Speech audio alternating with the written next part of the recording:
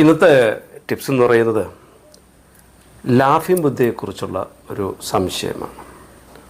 ഞാൻ ഒത്തിരി വീഡിയോകളിൽ പറഞ്ഞിട്ടുണ്ട്, ലാഫിംഗ് ബുദ്ധ വയ്ക്കേണ്ട രീതി പറഞ്ഞിട്ടുണ്ട്, ലാഫിംഗ് ബുദ്ധ എന്ത് ചെയ്യണമെന്ന് പറഞ്ഞിട്ടുണ്ട്, അത് എവിടേക്ക് വയ്ക്കാമെന്ന് പറഞ്ഞിട്ടുണ്ട്. അതിനെക്കുറിച്ച് ഒത്തിരി ആൾക്കാർക്ക് സംശയം ഒത്തിരി പ്രാവശ്യം വിളിച്ച് ചോദിക്കാറുണ്ട്.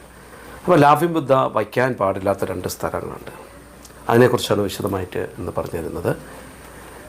ഞാൻ ഡോക്ടർ ഷാജി കെ നായർ, സൂര്യദേവ് മഠം കുബേരാശ്രമം മഠാധിപതിയും തേജസ് ഫെങ് ഷുയി ഡയറക്ടറുമാണ്.